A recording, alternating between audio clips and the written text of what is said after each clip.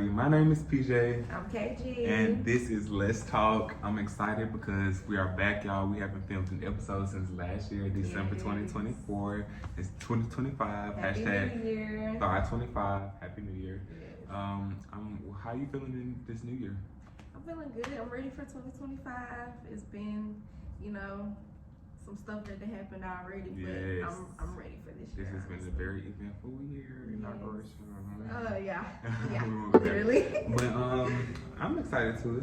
Star 25 definitely has a really good energy to it. I'm excited to really go hard with Good Boy. Y'all really, keep the merch. Yeah, Goodboyusa AAA.com. Yes. It's gonna be right here. You can shop. By the time this video out, it's gonna be out. So Yeah. anyway, so today we want to get into something real heavy, just for the start of the real official. I feel like this is like the official episode 1 of Good Boy Let's Talk, because the first 3 was like a trial run. Yeah. Now we got picked up, and now Now we're getting into this the real tea. Yeah. So I really wanted the first one to be something like where we can really just express ourselves, because that's what Good Boy is about. That's what this brand is about. It's about honesty, transparency, and being a safe space where you can feel not judged. So today is about shadow work. And we're gonna get into the uncomfortable topic. Yes. So just let's go ahead and jump into it, because I really don't want this to be too drawn out and long. So the first thing that I really want us to do is, like what we always do, is break everything down. So what is your shadow side? Like, what does that really mean to have a shadow side? Do we all have that? What is that? Everyone has a shadow side. So shadow side is a part of your personality that is hidden or repressed. It may include the negative impulses that we all experience. Yes. So that's stuff that you don't want nobody to know, or that stuff like when you behind closed doors by yourself, your truest self, or your intrusive thoughts sometimes. Yes. Your truest thoughts that you don't want to think about, you put away, you pack them away. We about to unbox them. Yeah. But what does it mean to work on your shadow side, or shadow work in general? What does that mean? So shadow work is a practice that involves exploring the unconscious parts of your personality, and or helps you understand the reasons behind your feelings and behaviors. Wow.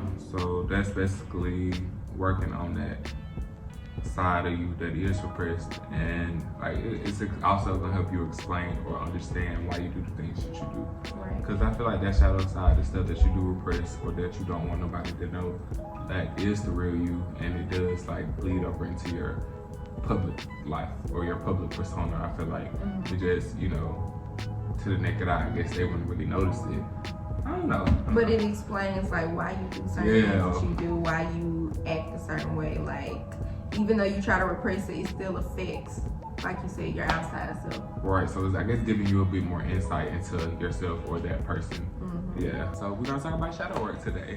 Yeah. Yes. But real quick, hold on. I want to talk about Good Boy with the one and only, the CEO. Look, let's get into it. So, question for Mr. PJ. What does Good Boy mean?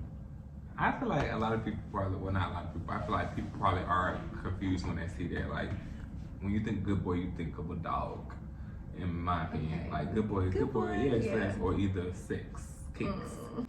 But, but for me, Good Boy means like not being conventional, like the opposite of what it means, of what it says. Like being whoever the fuck that you want to be, like being free, being like confident in your abilities and yourself and what you bring to the table. I don't know, that's what I feel like Good Boy stands for. Good Boy, the brand. That's what we mean, and that's what we're here for. Okay, I love that. Yes. So where did the name come from? Okay, so it's actually like, I guess 2 parts. So originally, we were Fashion X PJ, and then I stopped that, and I was just going through a lot in my personal life, and so I ended up just giving up completely. And so I actually met this friend. His name was Jason. I met him when I was working at the gym, and he used to always say like, good boy clothes. I got a lot of good boy clothes. And I used to be like, what that mean? And he's just like, like those corporate clothes or just like button down shirts, like preppy, good boy clothes. Mm-hmm.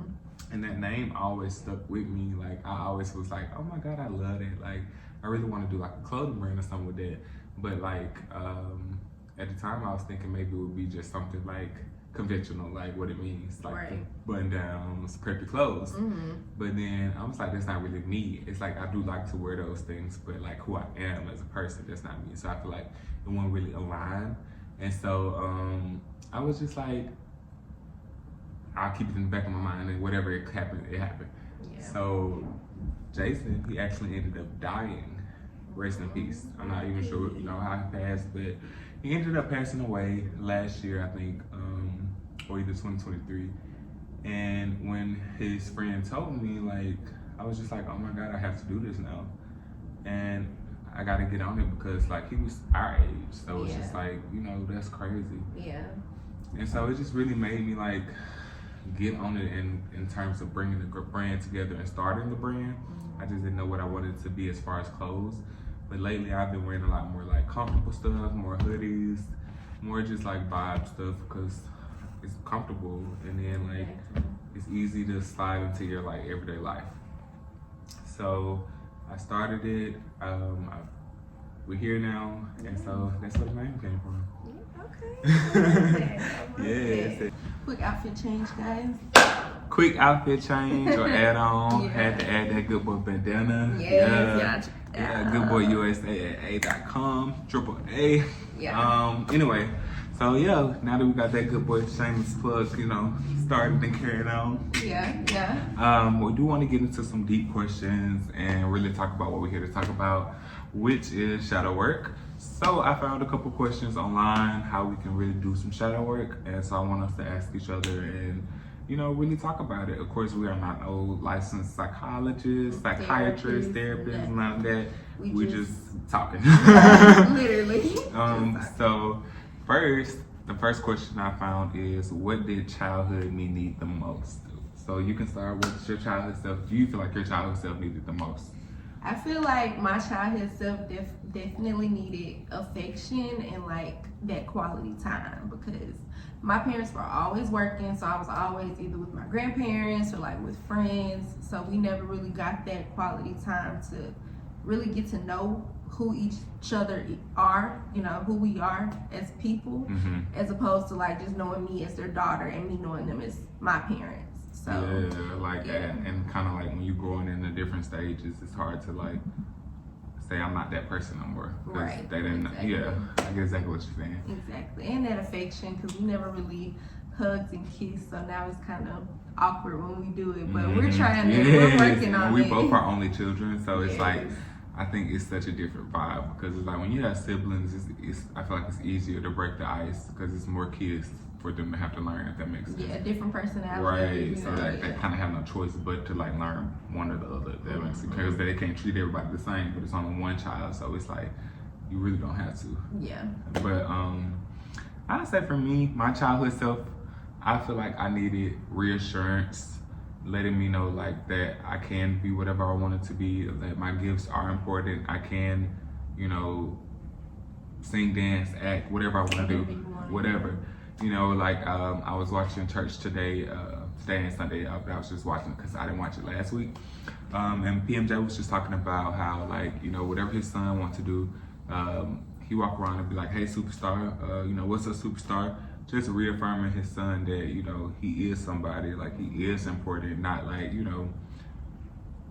like, for example, just say you want to act and you're a boy. And you're a child, like, your mom be like, that's for girls, reaffirm what they want to do. Support it. And I feel like that would have made such a difference in terms of confidence and just how you carry yourself, how I carry myself in the future. And now I've kind of worked through it and I'm working through it, but it was definitely a time where I did not believe in myself as much as I should have. And then I think our generation does a good job at realizing those things and working on it and changing it and not just allowing it to be a cycle. Yes. So like, social media too. I think social media, that's one of the good parts of social media. You're able to actually see other people working on it, going through it, talking about it, and not something that's just buried under the rug in the family. Taboo, yeah. Right, because it's like you've seen people talk about it, make videos, topics about it. So it's like, damn, make you reevaluate and like, you know, where am I going going through this? Yeah. Yeah, like, does this relate? Isn't it right? But I agree. So, did you have anything else to add to that? No, I don't think so. But we can get into the next question. Okay. So what am I avoiding? What are you avoiding? What are we avoiding? Oh, honey, what am I avoiding? I'll say I am avoiding my insecurities. I'm avoiding, my insecurities. I don't really want to deal with them, but I'm trying to work on it and actually actively in therapy working on it. So that has definitely helped me because being able to talk to somebody about like why I feel insecure, where that came from, it helps me not be as insecure and like feel a lot better about myself and take away that mental strain like, about like just about everything or stuff like that. Yeah. Okay. For me, I definitely am avoiding any type of hurt, past hurt, Rejection, possible future hurt, yes. including rejection. Yes. Like I'm definitely avoiding that. I don't want to put myself in a position where I can be rejected or where I feel like I can be hurt. I'm cool on it. I need to work on it, but honestly, right now I'm very much at peace and I'm enjoying that. But I know that I do need to work on it and put myself out there because it's holding me back from being able to do certain things and experience certain things. So I'm gonna work on it, but I'm at peace. Do you feel like that peace is because you're avoiding it and sweeping it under the rug? Definitely, yeah. Yep. At least you know y'all and she's acknowledging it, so that's what's important. Yeah. What do I need to let go of? What do you need to let go of? What do we need to let go of? What do everybody need to let go of? That hurt that I'm avoiding. I need to let go of it because, like I said, it's holding me back from being able to accomplish some things and put myself in certain positions to hit that next level of things that I want to do and have dreamed of doing, but am so scared and just cautious of doing because I don't want to be rejected. I don't want it to not work out, I don't know. I don't want people's perception of me to change, even though I shouldn't care about that. I do a little bit. That's completely understandable. That does, I guess, like hurt though, like because I don't know, like knowing something that's holding you back. I feel the same way though. It's like it's kind of hard that when you know something that's holding you back, but your body physically will not allow you to move forward because of trauma. Like I'm actually was just talking to my therapist about that too. Like sometimes like when it comes to my mama or talking to her about certain things, like I want to do it, but my body will literally not allow me because it's still stuck in that child space. Right. And so sometimes it's like mentally we probably like we are good, like or we're aware of it, so it's like it doesn't really affect us as much, or we can probably say mentally or write it down how we feel. But when it comes to actually addressing the hurt, addressing the trauma with who we need to address it with, or even with ourselves, it can kind of be physically hard to physical trauma. Like I feel like mental trauma can turn into physical trauma. Physical symptoms, physical stress, like hair start coming out, I start twitching, literally blocking your jaw, all of that. No, for real. What do you feel like you need to let go of? Ooh, my past traumas and my past hurts from my childhood. I need to let go of self-doubt too. Yes, because I want to stop doubting myself because I know God made us fearfully and wonderfully made, and we can do all things through Christ. So it's like it's like literally I feel like it does a disservice, especially with us trying to get closer in our faith. It's a disservice to doubt ourselves when God is clearly telling us that I made you in my image. So you doubting me yourself, you're doubting God. You feel like I'm not able to do it. And it's just like I want to get out of that. Yeah. Yes, and I feel like we can both get out of that. We can. We have to put our full faith in Him and just do it. Yeah. So our next question is, what aspects of myself do I hide from others? What aspects of yourself do you hide from others?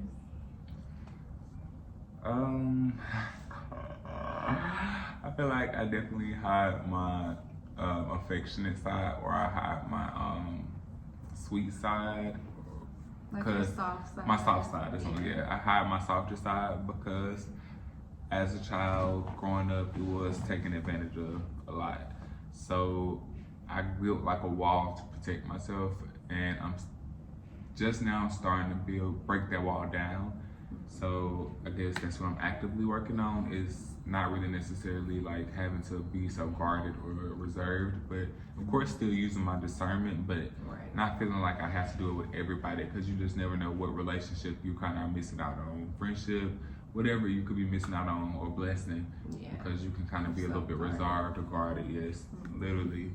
And of course sometimes you need to be guarded, but I want to just really get better with, you know, not automatically assuming the worst. Yes. Well, for me, I feel like I had like my kind of bad side, like my manipulative. I can be a Libra, y'all. Sneaky, like, and I don't want nobody to really know that, you know. So I come off as my sweet, bubbly, you know. Oh, Kara, yeah. So I definitely had that side, and probably my freaky side too. Like, I can let it go with like certain people. Like me and him can talk all day, but like some people, I just want to keep my angelic Southern Belle. yeah, my angelic Southern Belle, just good girl image, good girl image, In what ways do you sabotage your own success, and why? That's a good one. That is a good one. Ooh, I know I don't put myself in opportunities that I know I could be in. I avoid those opportunities. You scared to put yourself out there? Yeah, I am. So like, I feel like if I put myself out there more, I would definitely be further in certain aspects, like with social media or just like with like the influencing thing. I just, I shy away from that. So it's so crazy though that you said that too, because Pastor Mike was talking about like, he was like, this year we're gonna have to fight for things that we want in life, and that doesn't mean physically fight, but like that means, you know, being more into your prayer, having more discernment, you know, just being stronger in God so that you can fight for the things that you truly want. Because what did it say? Perseverance builds character, and character builds hope. Yes, and so it's just like God never said we wouldn't have nothing of troubles or struggles that we wouldn't go through. It's just that we gotta fight through it and stop dimming your light so that, you know, somebody else can shine. Or either just so you just, because you're scared to be seen. Scared to be seen, or scared to have the light shined on you. So it's like, I feel like I'm going through something similar as well too. So we have to stop doing that. We have to know that we are worthy of being seen. Our gifts are worthy. And he was just like, the worst that somebody gonna say is no. But you scared of the rejection, or they just gonna, you know, say you can't get it. Like, what is that? The only child syndrome. Like, I'm used to getting what I want when I want. And hearing no, I'm just like, so I think that's another reason why we are so fearful and guarded with rejection too, because we are only kids. So yeah. I agree. But it's okay, because we're gonna get what we want, and we're gonna fight for it, and we're gonna do what we gotta do, and we're gonna put ourselves out there. This year, we are not doubting ourselves. Okay, bitch? Okay. Yes. Okay. Yes. We saying it in front of each other and in front of y'all. So y'all gotta hold us accountable. Please. But I like a little absolute left, y'all. So I'm gonna take a shot. Alcohol for me until February 1st. Yeah. And I'm gonna be on the wine, and I'm going to the gym. So But for our last question, how do I react to criticism? And what does this say about my self-esteem? What does it say about your self-esteem? Y'all, I do not feel like I'm that good with reacting to criticism, but I also don't feel like I get fired up and angry. Sometimes I do get defensive. Depends on who is giving the criticism. Like, I know you were saying that earlier. Because everybody want to be critics with no credentials. So, you know, that part. Sometimes you do have to have discernment when it comes to criticism. Everything is not constructive. So if it is some constructive criticism, though, sometimes that can even have an effect on me. Like, I'm the type of person, like, I ruminate on it. And even if it was something that I really did need to hear, I didn't want to hear it. So it's just like, damn, it's like, who you think you is? Like, oh, you know, I'll just think about it for a long time. Right, it is. Sometimes it's actually, when it is actually real eventually I'd be like, well, damn, they is kind of right. So, or even when I know they right, so it's like that will be making it worse when I know that they're right. So it's just like, you be like, ooh, how dare you? Right, like damn. But yeah, that's mine. What about you? Yeah, I feel like it. Oh wait, I'm sorry. What does it say about my self-esteem? Yeah, I do feel like, I mean, that means I love myself enough to know that they is right, you know, they right. And, you know, I don't know, I feel like that's healthy. yeah. Like, I mean, I thought about it. It's not like I'm saying, like, I hate it or you I don't want the criticism. So sometimes it just I just ruminate on it or I think about it for a long time. But if it's right, then I mean, I'm not really the type to be mad at you for giving me no right advice, even if I didn't want to hear it. We clock each other all the time. Right. So. Like, I might not want to hear it in the moment, but if it's right, it's right. You right, sister. Yeah. Right is right, bitch. But what about you? Yeah, it just depends on who it comes from. I feel like I take it better from my peers than I do from. Really, I feel like it's just like my parents or like my mama, because even authoritative figures like at work or whatever, like I'm usually cool with their criticism. But yeah, I get kind of defensive. Why do you feel like we get defensive when it's our parents or somebody like that close to us? For me, I feel like because I feel that it's coming from a judgmental standpoint, and honestly, that's like a me problem that I need to work on because I know like in my head they're coming from a loving standpoint, but I think it can also be judgmental at times. So I think that's why I get so much on the defensive side with that. Whereas with my peers, I feel like it's coming just from like, hey, I see this, I'm clocking it, like we on the same level. So I don't know. What about you? That's definitely understandable. I don't know. I feel like sometimes I guess you can. I don't know. I feel like it's for me. It's like because it's like one. I feel like our parents are supposed to be unconditionally like loving of us. So sometimes it do feel like I know that she loved me, but it's like I don't know. I guess I feel judged, or like under attack. So it's just like I don't know.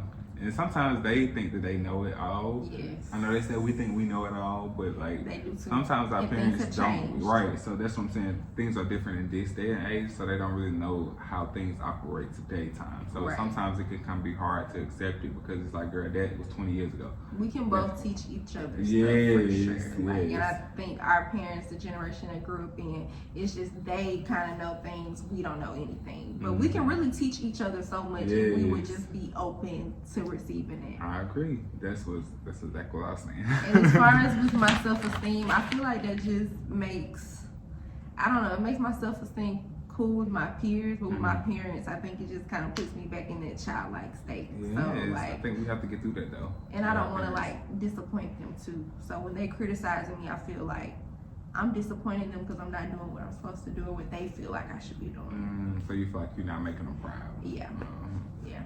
They're proud of you, baby. You doing your shit. Yeah, they're proud. I hear them. Okay, so I got some more questions from the CEO. Okay. So,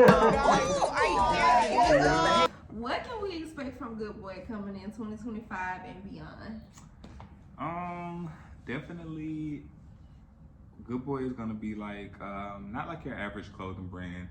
I really want it to be something to where once this collection, the Essentials collection, once it's over, I don't want you to be able to get it anymore. So exclusive. Yeah, so like this collection, I'll have it for like 3 months, and then I'll close the shop until the next collection drops. I really feel like that model is just, I don't know, it makes it more valuable because I really want this to be I don't say a luxury brand, but I want to say like a high-end brand. Like I don't want this to be like a Fashion Nova, not in a bad way, or like a Shein or anything like that. Like I want this to be up there with the good, the greats. Not like Gucci or nothing like that, but like Supreme, you know, North Face, Mossy Oak, those kind of like brands. Those are my big inspirations. And I feel like it can be a real staple into everyday life for people.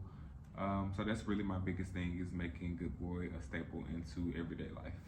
Okay, so what do you see for Good Boy in the future? I see us definitely branching off into beauty. Okay.